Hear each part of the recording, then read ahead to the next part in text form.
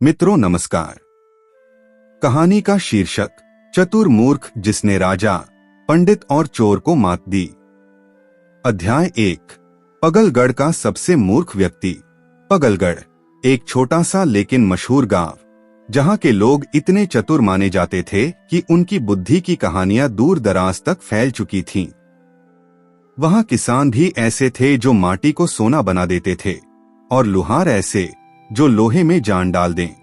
लेकिन इस गांव में एक ही आदमी था जिसे लोग खुलकर गधा, मूर्ख, पगला और कभी कभी चूतिया तक कह देते। उसका नाम था गणु। गणु सुबह उठते ही सूरज को झुककर प्रणाम करता और बोलता, हे भाई, रोज निकल आते हो, कभी छुट्टी ले लिया करो। वो बैलों से बात करता, मुर्गी को दर्पण दिखाता और बकरी को बाई साहिबा कहकर अभिवादन करता।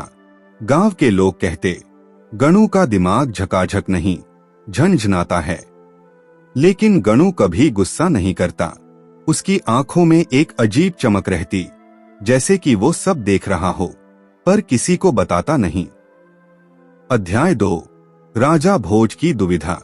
राजा भोज एक महान शासक, बुद्धिमान और न्यायप्रिय, लेकिन इन दिनों चिंतित थे। दरबारियों में ईर्ष्या बढ़ती जा रही थी। पंडित आपस में भिड़ते, मैं शास्त्रों का महाज्ञानी हूँ, तुम सिर्फ गप मारते हो।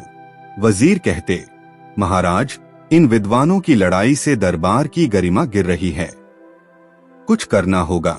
राजा ने निर्णय लिया, 3 कठिन परीक्षाएं होंगी, जो इन्हें पार करेगा वही सच्चा ज्ञानी और अगला राजगुरु बनेगा। अध्याय 3। गणु की एंट्री। घोषणा पूरे राज्य में हुई। विद्वान, साधु, वकील, कवि और पंडित जुटने लगे। इन्हीं के बीच में आया गणु।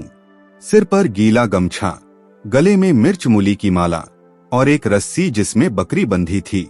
लोग हंसते हंसते लोटपोट। अबे ये क्या राजा का मजाक उड़ाने आया है? राजा ने पूछा, तू यहाँ क्या करने आया है रे? गणु बोला, मूर्ख हूं पर दिमाग टाइट है। आप परीक्षा करवा लो, तय हो जाएगा कि दरबार में मूर्ख कौन है, मैं या आप सब। दरबार में सन्नाटा। अध्याय 4। पहली परीक्षा, तर्क और तत्वज्ञान। राजा ने पहला प्रश्न दिया, ज्ञान क्या है और किसे मिला, वही ज्ञानी कैसे कहलाता है?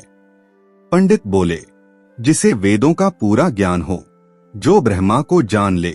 गणु बोला, जिसके पास अपनी गलती पहचानने की समझ हो, वो ज्ञानी।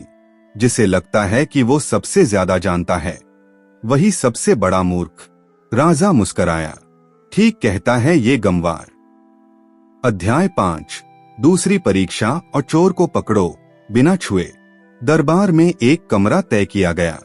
राजा ने कहा, इसमें एक नकली सोने की ईंट है, असली कोई नहीं जानता। जो चुपचाप इसे चुरा लेगा वही असली चतुर। चोरों और चालाकों ने रात भर योजना बनाई।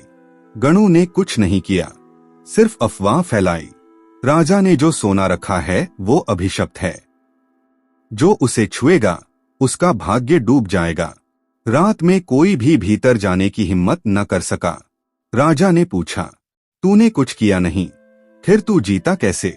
गणु बोला, कभी कभी जीतने के लिए हाथ नहीं, जुबान से जाल बिछाना पड़ता है। अध्याय 6। तीसरी परीक्षा, पंडित के साथ बहस। दरबार में एक कठोर पंडित आया। उसने प्रश्न पूछे, 1. धर्म क्या है? 2. नीति क्या है?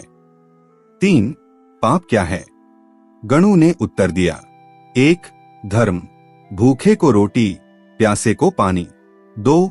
नीति, ऐसी हो कि दुश्मन भी सम्मान करे। 3. पाप, जब आप किसी की मजबूरी का फायदा उठाओ। पंडित निरुत्तर। गणु ने कहा, जो बातें किताबों में हैं वो काम की नहीं जब तक जीवन में न उतरी। अध्याय 7। अंतिम परीक्षा और मूर्खता का प्रदर्शन। राजा ने मजाक में कहा, चलो अब मूर्खता की परीक्षा हो। जो सबसे अनोखी मूर्खता करे वही असली चतुर निकलेगा। पंडित ने उल्टे कपड़े पहन लिए। एक वकील गधे पर बैठ गया। गणु ने दरबार में आकर गाया, मैं मूर्ख हूं सबसे बड़ा, पर सबको जीत लिया बेटा।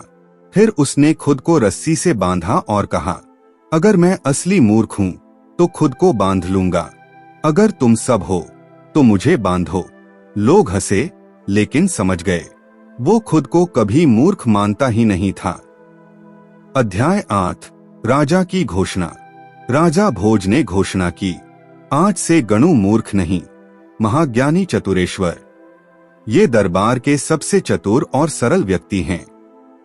गणु ने कहा, महाराज, आज मैंने साबित किया कि जो अपने आप को छोटा समझे वही सबसे बड़ा होता है। अंतिम सीन, गांव लौटना। गणु जब पगलगढ़ लौटा तो उसके पीछे 4 हाथी, 8 घोड़े, 20 सैनिक थे। गांव वालों ने पूछा, क्यों रे पगले, तू क्या राजा हो गया? गणु मुस्कराया, नहीं रे भोलों, मैं अभी भी वही मूर्ख हूं। बस अब मूर्खता बिकने लगी है और अकड़ सस्ती हो गई है। कहानी का निष्कर्ष बटा।